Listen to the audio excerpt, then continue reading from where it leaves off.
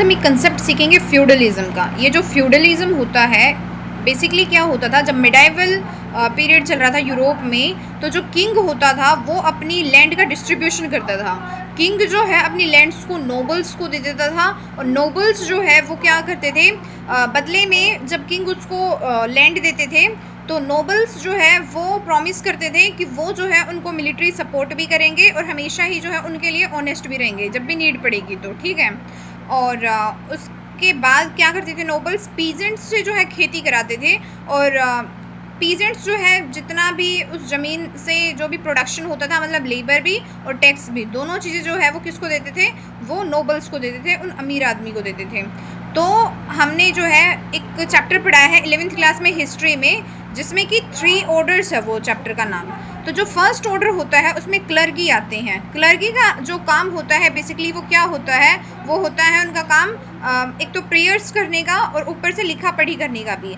किसका जन्म कब हुआ, किसकी डेथ कब हुई, सारी की सारी जो रिटन रिकॉर्ड्स हैं वो सब कौन करते थे, वो लोग करते थे जो फर्स्ट ऑर्डर में आते थे।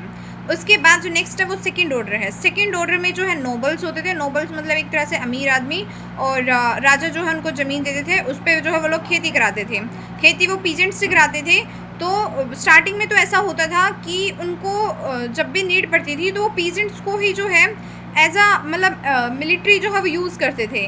फिर बाद में जो है it was the need of the hour की अब प्रोफेशनल ट्रेनिंग की ज़रूरत है, मतलब इन्फेंट्री की नीड है, कैवलरी की नीड है, ठीक है। तो उन्होंने क्या करा, उन्होंने जो है प्रोफेशनल जो प्रैक्टिस करते रहते थे उनको हायर करना स्टार्ट करा, और उनको बोलते थे वो नाइट्स, ठीक है। तो नोबल्स ने क्या हायर करे, नाइट्स हायर करे।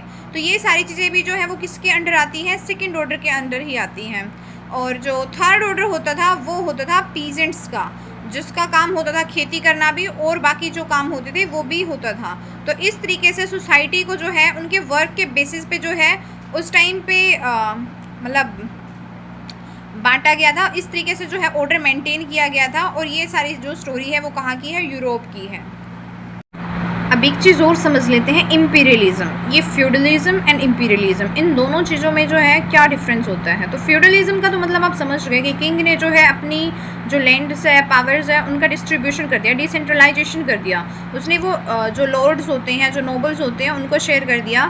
फिर उन नोबल्स ने जो है, उन लॉर्ड्स ने जो है मतलब नाइट्स हायर कर लिए, ठीक है। कुछ सर्फ्स जो होते थे वो एक तरह से बॉन्डेड फार्मर्स होते थे, और कुछ पीजेंट्स होते थे जिनकी खुद की ओन लैंड्स भी होती थी, और वो मतलब उनके लिए भी जो है खेती किया करते थे।